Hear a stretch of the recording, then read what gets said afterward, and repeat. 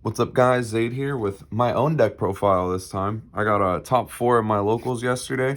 I was playing this branded deck, and shout out my buddy Tommy for helping me get it put together in time. We were like rushing to put it together at the start of the event. I think we finished with like 3 minutes left. And so I kind of want to go over it. This is going to be a little more in depth because I'm still newer to the deck, and so I kind of want to talk about my build, my choices, my reasons, and like it's mainly for me, to be honest. It's mainly so that this next locals I go to today, I'll have a better idea of what I want to change in the deck. But if I'm going to sit here and think about it, why not record it, you know? It's the point of being a content creator if you don't turn content out of everything you can do. But I'll get right into it. To start was like all the copies of Branded Fusion. So 3 Branded Fusion, 3 Aluber for Branded Fusion, 3 Opening for Aluber for Branded Fusion, and then the Foolish Gold Sarkin Kit. I wanted to cut Kit because I feel like it doesn't come up that often, but you're gonna sometimes need it for the Gold Sarkin to Mercurier, and I like. So there might be hands where if you drew the Tragedy, because I only play 1 Tragedy, the Gold Sark's not a copy anymore. So like cutting this could sometimes put me down to 10 instead of 11 copies of Branded Fusion, and like Branded Fusion's technically the only good card in the deck, you know. So yeah, I want to always have it. Um, the kit, I think I resolved it like once, but it didn't get me Branded Fusion. I think I used it like to extend, and I got like an in red to set with my M board. Um, but yeah, it was really good. All these cards I don't think I'd change. Also, stuff I've been doing that I don't know if it's correct or not. If you open like multiple of these, right? I've been, instead of searching the lost, I've been trying to set up and search in red. That way, if they have the Ash, I still have a play on their turn. Because the losses felt kind of like, if they don't have the Ash, I feel like I'm winning the game. So I don't feel like I need a card that's going to make my shit better if they don't have Ash, you know? And so in doing that too, like, I've been trying a lot to, like, if I have opening, like, say I open these, I'd be like, well, discard this one so that when I summon the Aluber, I could, what's it called? Search the Inrad and then have the Aluber engraved for it. I don't know. But also something I need to start remembering, I keep forgetting the protection effect. Like round 1 yesterday, my Predaplant got ogred, and I didn't use this to protect. On DB, just now before recording this, I was playing a match against my buddy Kevin. Shout out Kevin. And he was playing the Runic Naturia deck, and he used Baron to pop my Predaplant. Why does it keep happening with the Predaplant? I don't know, but he used Baron to pop it, and I had opening engraved and just didn't protect. So, like, I need to remember this. If a fusion monster or monsters you control be destroyed by card effect, you can banish this card from your graveyard instead. Stop forgetting it, Zaid, because this card is, like, so important. But yeah, that's it for my 12 branded fusions. I play 2 Allure. This card, it's not like an Allure build. I don't really have the deck optimized for Allure. It's just, like, a deck that plays Dark Monsters, so I wanted some Allure. I was playing 3, but I don't like going Allure into Allure into Allure, and like I'm only playing 1 Tragedy, 1 Mercurier, so it's not like, sometimes it doesn't feel that good to banish those cards because then you don't have them for later on, but it's still like this card helps you dig for these cards, and if you have too many of these cards, it can sometimes help you find the right cards. There have been times where you'll open like an all spell hand and you're just discarding this for Lubellion though because you don't really want to like blindly activate it, you know? And I don't want to change. I don't want to like tragedy search adlib and then banish the adlib for it if my branded fusion resolves, because like you want adlib. But I feel like I wouldn't want to cut this card. I also I'm playing the Dark Kaiju, so if you draw this with that going first, it's nice to get rid of that card. But yeah, I feel like this is cool. I've been liking 2. Then I also for like I play the Albion. I like kind of have this sorted where I put my my branded fusion and then my draw cards. Like I don't really think of this card as an engine requirement because it's not like ever bad to draw. The engine requirements like can be good sometimes, but for the most part they're bad to draw, especially if branded fusion doesn't resolve. But this card is always just good to draw because it's Upstart Goblin plus like setup. So like those are my little draw cards in the deck. And then the 3 fusion deployment, 1 Blazing Cartesia. This should probably be a 2 of. I don't have a second one right now, and I also don't know what I'd cut for it, but it's like, kind of annoying because this is the only light monster in my deck. And maybe I should play like a Veiler or something if I don't pick up the second one. But I need some other light monster. Preferably one that's advantageous. Like maybe I could play the other one, Ecclesia. I don't really know. If you guys have any ideas of like light monsters you could play in this deck that aren't this card, let me know. Because the only time I really feel like I want two of this card is like when I want another light monster in deck. Because like say I have this in Branded Fusion in a grind game, like I'm gonna sometimes want to summon the Albion. But or the other hands where I'll want to is like if I draw these in tandem, but I really wanted to summon this. But that I feel like doesn't come up that often. Like this is a one of, and you gotta have the odds of drawing the one of plus the three of plus this not being good when you have two other targets. Like both targets have to be dead. So you have to be going first, and Dark Magician has to not be good. So I don't know if I would really play the second. Plus, I don't like the idea of adding more counts to my normal summon. But like if I played the other Ecclesia, it could be kind of good. That card's like it serves a role as a going second card while also being a light monster, which is kind of cool. It's like a fourth copy of this for just the Fallen of Albaz, but it's also more discard fodder, which I've been struggling with discard fodder in the grind game. Because like you want, if say you set up this play, right? The Rinbrum line where you have Fallen of Albaz engraved and you're going for him. It came up a lot where like I could do it, but if they have a dark monster that's not an extra deck monster, I have to make Lubellion and then go into Mirror Jade. And that's two discards because you have to discard for the Fallen and discard for that.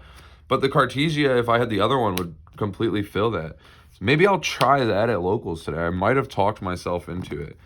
But I don't know what I'd cut. Like there's when I get to my 10 going second cards, there's one of them I could consider cutting for it. But I kind of like the card, so I don't know. We'll worry about that when it gets there. I could also cut Allure, but I would feel bad doing that because I like that card.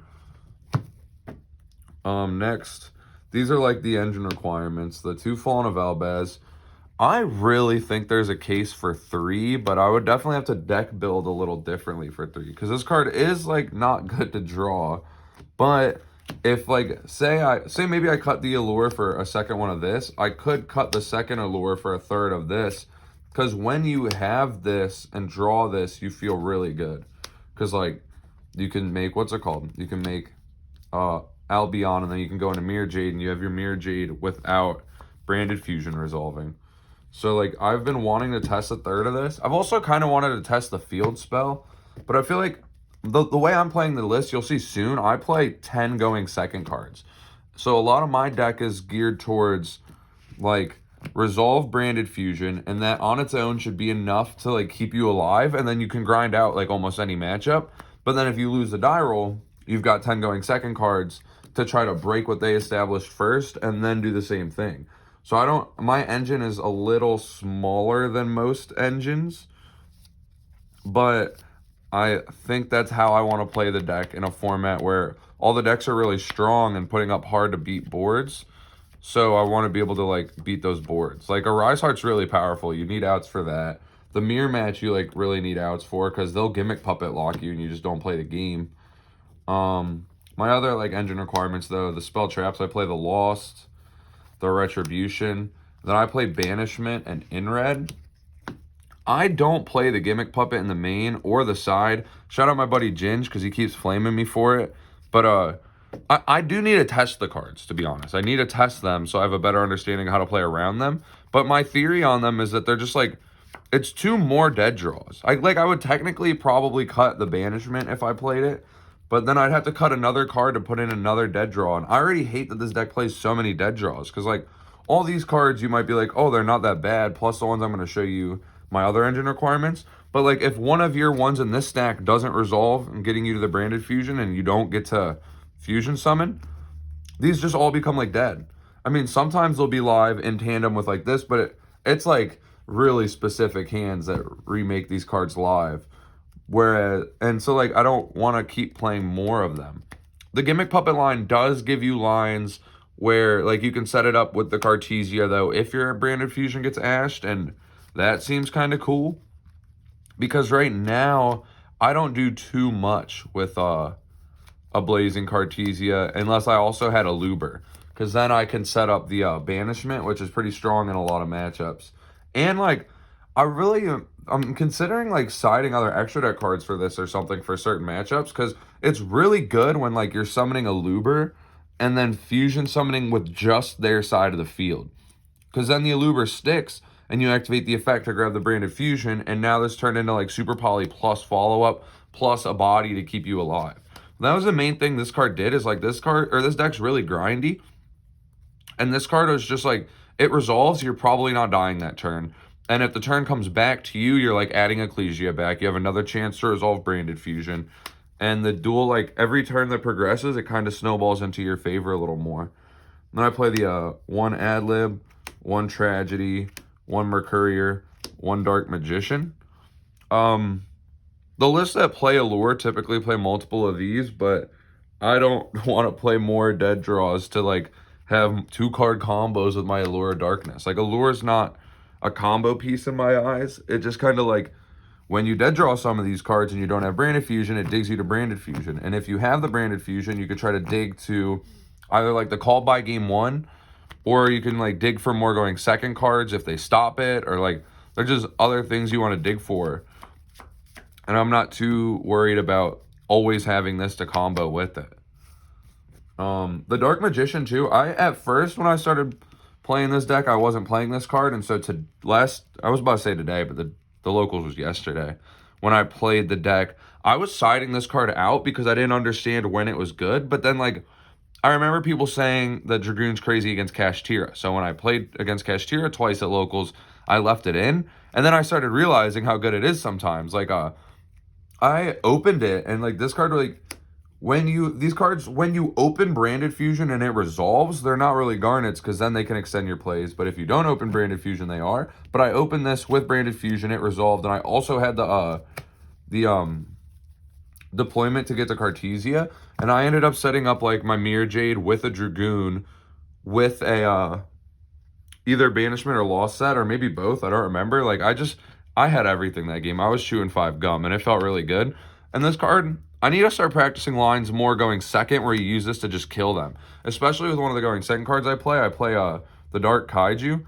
I feel like there's definitely lines that I'm not seeing where I could just go pop your guy, attack, and win the game. But yeah, that'll come with more testing. I'm still pretty new to this deck. Let me move these out of the way, all my engine requirements. Then call by, the main decked way to stop Ash. You kind of need it always. I think going second against Kashtira, you might side this out, but I think it's because I don't know if it's just the players at my locals or all Kashtira players. I think people play the Cash deck wrong against this deck. I do not think you make a Rise Heart when you're playing against Despia. Because, like, if you do, their out really is just, like, make Dragoon, pop a Rise Heart, attack, and, like, you're struggling against a Dragoon. But I think the play is you just go for, like, the Era. You could try to full zone lock if you have the gas hand. And if you do, I would lock the spell trap zones because it gets rid of the most outs. But the reason I think that is because Branded Fusion can resolve under a Rise Heart. But if you play properly and you just leave the Birth face up, Branded Fusion can't resolve around Birth. So they have to hard draw an out to Birth, but if you block all their spell trap zones, what out are they drawing? And so they have to draw an out to the lock, then they have to draw an out to the Birth, and then they have to have Branded Fusion, and then you have to not have Ash. And if all those things like don't align for them, you just win the game going first. And so I feel like they're playing against the deck wrong. But yeah, so that's a call by. And then my going second cards, I've got 1 Triple Tactic, 3 Ash Blossom, 3 Radiant, and 3 Book of Eclipse. I feel like this is what I took out the third Allure for, and I've been liking it. I've been liking it, honestly, but I don't know if it's like permanent in the list. I do think you could side it out sometimes. Like I guess I'll go over my theory on each card real quick. With my 10 going second cards, this is the one that's for the mirror. These are applicable against every deck, but they're mainly for Kashtira. There's a lot of worlds where I've been thinking this could just be Book of Moon, and I don't have to risk giving them draws, but it hasn't really came up where I give them draws. This deck's usually good at board clearing, but sometimes the fact that I have to clear the board does force me to use a Mirror Jade improperly, but it beats giving them a draw, you know? So I would just like summon Mirror Jade, attack a guy, banish a guy. And if this was Book of Moon, I wouldn't have to do that. But some cool things with this card too is on the Aluber, they're typically going to imperm, because if they save it for your fusion, say if you summon a Luber, they have to imperm this, in my opinion, or Veiler it if they have Veiler, because if you already have the branded fusion, this gets lost. Other people get lost. I don't get lost, but this would have to get lost, or this would get lost in other people's ways of playing. That way, the imperm is dead later on. But because that's the case, I think it's proper probably to grab in red. That way, if the branded fusion gets Ash, you still have like interruptions. That's if you could set up in red, of course. Or you grab banishment if you could set up banishment. Whichever one you could set up to still have a line of play through the Ash. And then this though can dodge that imperm. They imperm your guy. I mean, it could do it if they do it on Lubellion too. So this has like going first application to play through hand traps, and also application going second to break boards. And sometimes it's a downside that this card can get ashed in other decks, but in this deck, it's like, cool, ash it. Now my branded fusion gets to resolve, and if my branded fusion gets to resolve, you're not winning the game. Like, branded fusion does enough going second. So like, but this card, these cards are not on the chopping block per se, but they're the ones that I could see myself changing out. I also could see a world where I don't main 3 of this card, but this card has overperformed for me in like every matchup. And the reason you play the dark one, it sucks that it's a level 7. I did have it come up yesterday where my Kashtira person used it as an extender. Shout out Ray, because I wasn't able to fully clear the board, but that game wasn't very, very winnable on my end anyways. And I think I played a little wrong. He had the Arise Heart for 3 in prep and Scareclaw in hand, and I knew all these cards, yet I kaiju'd the Arise Heart, and then he just Scareclaw banishes Rise Heart, prep summons it back. Like, I knew he had that, and I knew the line, and I still just like wasted a kaiju, and it was in a hand where I wasn't really gonna play much, so it wasn't the right line at all. But I think later, if I played it better, this card would have probably been better. I really like this one, but it's dark, so you can allure it away if it's dead game 1 going first. And what's it called? You also can use it with Ecclesia to fusion summon. There's a case where I could put in a light one. That way, that could be my other light target without having to actually technically add a card, because it would just like still be 3 kaijus. But 33 is actually too big to attack over. The only thing that could crash with it is Chimera. And I don't want to have to Mirror Jade away the kaiju. So I don't think there's actually a world where I'd put that in, but it could be cool. I wish these cards could be summoned in defense. I think they have to be summoned in attack, right? Yeah. Although I think the big one's also at 33 defense. Trying to think of what other going second cards I'd even consider. At one point in my list, these were, or was it the kaijus? One of these cards, I don't remember which, was Nibs. But I did not like the Nibs. I think it was Book of Eclipse. I think I had Nibs in the main and Book of Eclipse in the side. And then I switched it to siding the Nibs, meaning the Eclipses. I don't even know if Nibs are still in the side or not. But I feel like this card's just always good, whereas Nib, they have to play into it for it to be good. If players start playing the way I think you should play in this matchup, then Nib becomes good like games 2 and 3 against Cash, because I think you should extend. I think you really should, but people just aren't. They're just still making your Rise Heart pass. But the Birth is the strong card in this matchup. All you need is Birth to be live, and a Rise Heart turns that off. But yeah, other cards these could be were the Nibs. I'm not playing them. I was thinking about earlier in this talk, Veiler, because it would just give me another light. And me and my buddy were talking about it. Shout out Joey. I don't know if I'll upload his deck profile before mine or after mine, but I'm going to be uploading his live twin or Sprite deck profile. He stopped like 8 weeks in a row at our locals. And we were talking about Veiler versus Imperm and which one was more important. And we're saying how mainly talking about the Kashtira matchup, the Veiler's probably technically better, because the arguments that people were playing Imperm is like it doesn't play into thrust or tactic, but people aren't really playing those cards right now. And so but they are playing stuff like Lance. And you can't Lance a Veiler. And then what's it called?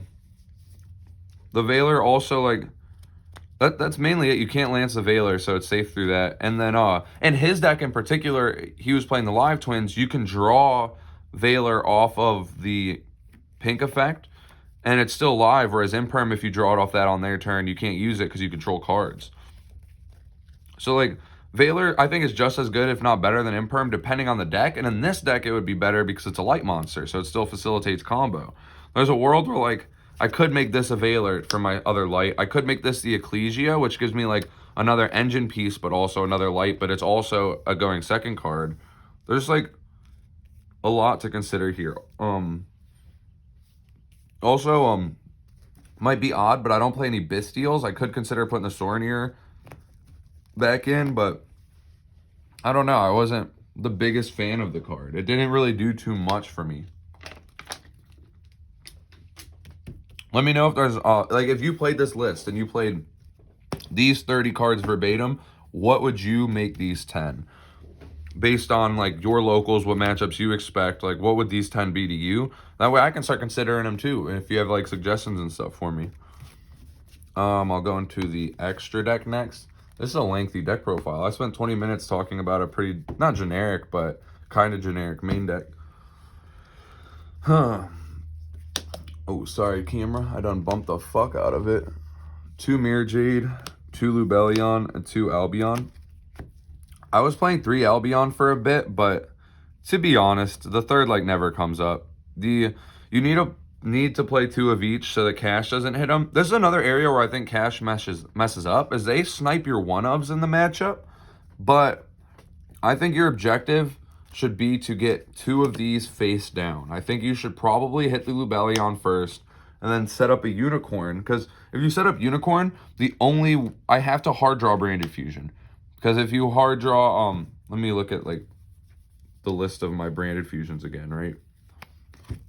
If you open this, or any of these, you're using a monster effect before you're activating Branded Fusion. You have to hard draw Branded Fusion, and they hopefully have the birth anyways. Like, your objective is to set up birth plus, like, have a Unicorn, in my opinion, and, like, as many eras as you can. That way, right? So you play any one of these cards to try to get to a Luber, to get to Branded Fusion. And on res, they just Unicorn hit the second Lubellion because they hit the first with the dude. Now they banish a bunch of your cards face down. And they might be able to make something. They have to kill you, though. They have to end the game that turn because they have 0 follow-up if both Lubellions are gone. I really think that's the way you're supposed to play that matchup into this matchup. Because, like, Lubellion's just so goddamn good. And if people start playing that way, then I'm going to have to put this card to 3. Because, like, it's the most important one, in my opinion, to keep your resources going. Like, say they do that line, right? They are banishing 7 cards on your turn, or on their turn from your main deck. And then when the Unicorn resolves, they're going to hit another 9 from your main deck. If they hit one of your Fallen of Albaz, and then you Branded Fusion into this, and you have no way to recycle it, you're done now. You literally have no other way to play it. All your follow-up is dead. You're out of Fallen of Albaz's, which is, like, another reason to consider 3, like, Fallen of Albaz. But yeah, I think if players start playing this matchup differently, that I'm going to have to start building the extra deck differently based on it. Then the other send targets for the Mirror Jade, which also come up in their own regards, are this, and this. Shout out my buddy Minio, because I wasn't really making Sprint ever, but, like, he told me it's just good sometimes. And I was like, oh, I respect what he says, so I'll start thinking about times when it might be good. And literally in the next round at Locals, it came up where I'm against my buddy Ray playing Cash, and he's got 4 Cash monsters on board, 2 that can attack over my Dragoon, because I hadn't used the Dragoon negate. I was just saving it in case he got away to make Zeus or something. And then, but I had this set up. And so he goes battle phase, and he wants to attack his Ogre into my monster, because the field spell was up too, giving him 100 attack to get over my guy. And so then I used, and his Scareclaw was also, I think, able to, no, his Ogre was like 300 or 400 attack over Dragoons, but his Scareclaw was 100 over. And so I used this, summoned the Fallen, made this with the Ogre special that turn, and then it cut off, now the Ogre couldn't attack it, and it took 100 attack away from the Scareclaw, putting it at 3k, and you can't attack a 3k defense into attack and I'm crashed, because, like, when a 3k attacks a 3k, it's just a stalemate if one of them's in defense. And so this kept my Dragoon alive for that turn. And then the following turn, he either used a Rise Heart. On his turn, he made the Arise Heart, and he felt like he had to get rid of this, which sucked because I wanted to move it over and pop the Birth. But at the same time, it kept my other stuff alive. And so it was really sick how, like, this card, once my buddy told me it comes up sometimes, it came up for me once I started thinking about it. Then, like I said, this comes up for that, but this is another reason why I might play the other Ecclesia, because, like, I do really want more card advantage, because this line, a lot of the times, unless it's super optimal for you, but you're discarding 2 sometimes, if you want to go into Lubellion and Emir Jade. And then this one, it's just, like, summons Fallen of Albaz, but also searches. I didn't even cover what this one searches. This one searches Kit, this one searches Mercurier. But I felt like you need at least 2 that summon Fallen of Albaz from deck, and these seemed like the ones that have the most utility. This, I haven't really resolved this card much recently, though. I don't know what else it would be, though. There's some cards I want to make in the extra deck. I'll talk about it when it comes up. Oh, it comes up now. I play these dudes, the Grand Goiganol and then the Quertus. I feel like I really want to try Proskinius. I don't know if I want to put it over this or if I want to play both. But in the mirror match, Proskinius would be insane because of the trap card I play. I forget its name already. The Banishment. If I can just banish 3 of their dudes on board, summon that, and he's also like a interruption/extender into that matchup, that, holy shit, would that be good. Like, just saying it out loud now is making me for sure want to either main it or side it. But these are the ones I did play.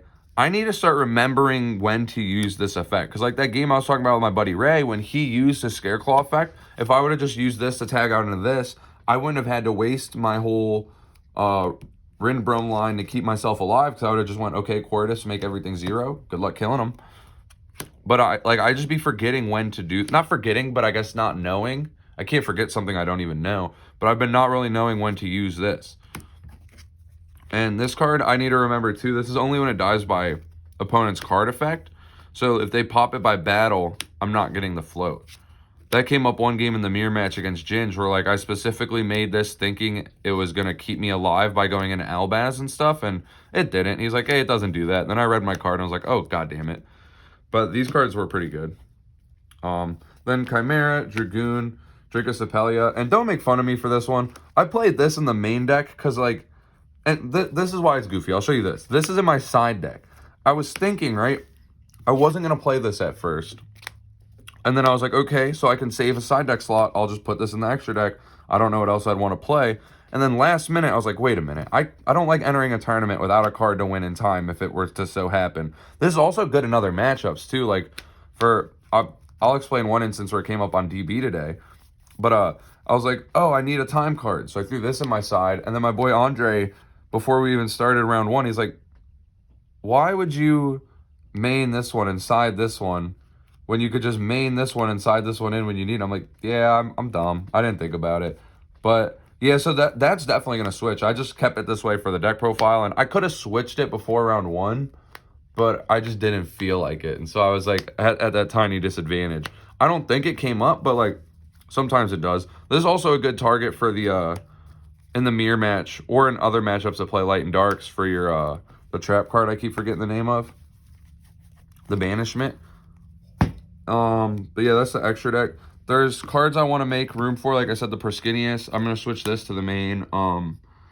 There was something else I wanted, but I can't really think of what it was off the top of my head. Maybe I'll remember it as we're going.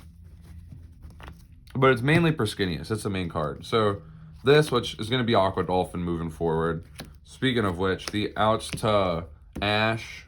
This makes your, what's it called? This makes your fusion deployment and out to Ash. And then this makes cross out and out to D-Barrier. I think personally, because every list plays this with this, you should stop siding this card for Despia and pick new, like, auto-win buttons.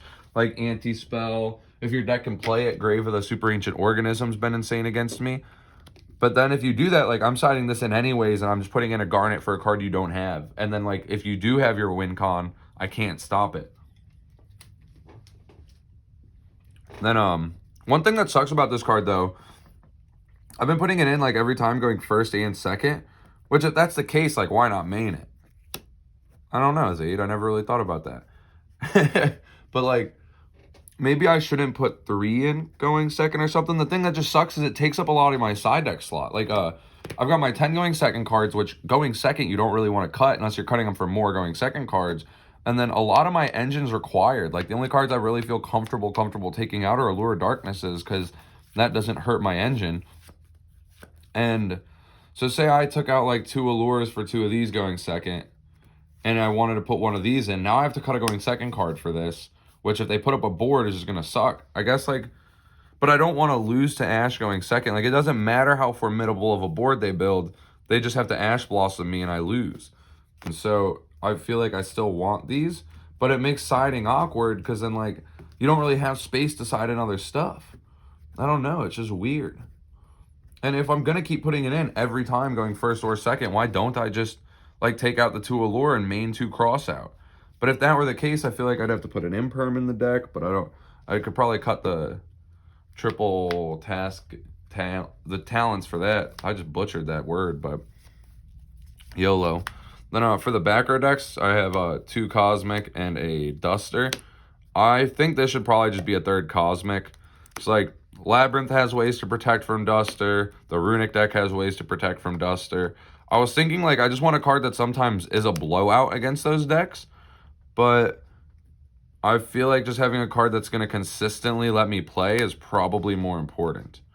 And this, I was also talking to Joey about it when he was doing his deck profile, and I hadn't really thought about it before, but he was saying a lot of matchups he sides this in going first also. Like against Kashtira, you can hit the field spell or the birth, and sometimes they'll just fold. You probably more so save it for the birth, because like if they just have Unicorn or Fenrir, you probably feel like a bot for hitting the field spell. But like his deck plays a lot of hand traps, so if he's comfortable with the hand traps of the board that he made, the same with me. If I'm comfortable with the board I made, maybe I hit the field spell.